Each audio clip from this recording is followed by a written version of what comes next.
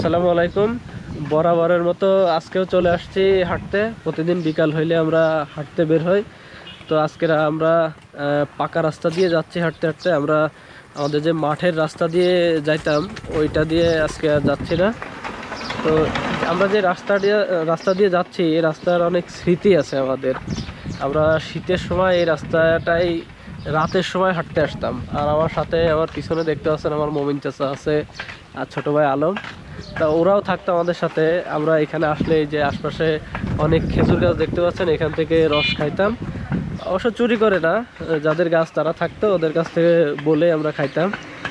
তো এই শীতের সময় আসলে খুব ভালো লাগতো। আমরা প্রচুর শীতের ভিতরে যখন শীতের পোশাক পরে আমরা 7-8 জন এই রাস্তা দিয়ে হাঁটতে হাঁটতে আমরা অনেক দূর পর্যন্ত যাইতাম। এখন তো গরমের সময় আসলে বিকালে হাঁটতে গেলে অনেক গরম লাগে, শরীর ঘেমে যায়, হাঁটতে কষ্ট হয়। কিন্তু শীতের সময় এই কষ্টটা থাকতো না, হাঁটতে ভালোই লাগতো।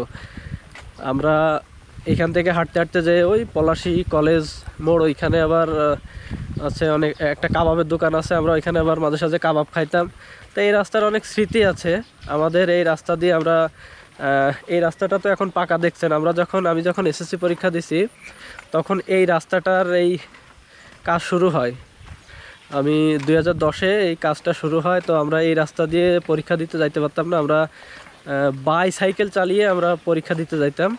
তো আমাদের এই পাশ থেকে আর একটা রাস্তা আছে, ওই রাস্তা দিয়ে আমরা ওই বাইসাইকেলে করে যাইতাম আমরা ফ্রেন্ডরা মিলে। তো প্রতিদিন বিকালে আসলে হাঁটতে ভালো লাগে। আর এখন তো দেখতে পাচ্ছেন হয়তোবা যে আকাশ মেঘলা হয়ে গেছে।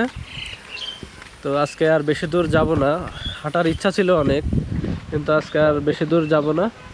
আকাশ মেঘলার কারণে যে কোনো সময় বৃষ্টি এসে যেতে পারে। আর আমরা এখন যে জায়গাটা আছি এটা মাঠের রাস্তা, তো আসলে বৃষ্টি আসলে ভিজে যাওয়ার সম্ভাবনাটাই বেশি। তো পরবর্তীতে কোনো ভিডিওতে দেখা হবে। আজকের মতো এখানে বিদায়। আল্লাহ হাফেজ।